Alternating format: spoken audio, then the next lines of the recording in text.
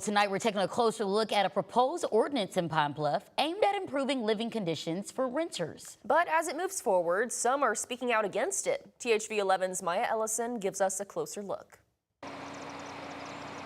Pine Bluff city officials are cracking down on housing standards with a new ordinance. What this ordinance does is basically gives the city the ability to issue fines for people who violate state law. Ward 3 Councilman William Fells introduced the regulation. He says it would allow the city to issue fines if rental properties don't meet basic standards, like water and electricity, to even general upkeep. He emphasized the need during last week's city council meeting, pointing to deteriorating conditions across the city. You drive through this city and we see houses, we see structures that are blighted, they're deteriorated, but some landlords have not done their basic responsibilities to make sure that these places are safe and habitable. Now, for renters like Kathy Young, a Pine Bluff native, she says conditions in some neighborhoods have gotten worse, echoing Fell's concerns. It makes the area look bad. It brings the area down. If the people cared more and they boycotted or shouted a little bit louder,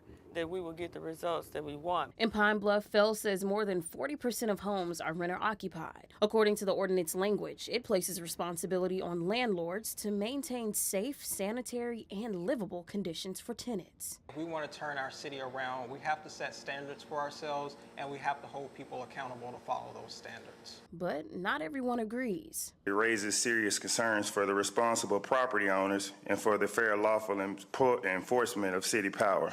The ordinance does not clearly protect the landlord from being cited anyway. That's Lloyd Franklin, a Pine Bluff landlord. He addressed the council last week, arguing the ordinance overpenalizes landlords and doesn't clearly define whether the owner or renter is at fault. I think if you have a law in place but there's no penalty for breaking it, then a lot of people will feel the need to exploit that. They're not going to feel compelled to follow the law. Anyone found in violation could face fines up to $1,000 with additional penalties possible. Fell says the goal isn't to punish landlords, but to enforce existing standards. If people just blatantly refuse to follow the law, they refuse to cooperate, then we will have that capacity to issue fines. In Pine Bluff, Maya Ellison, THV 11 News.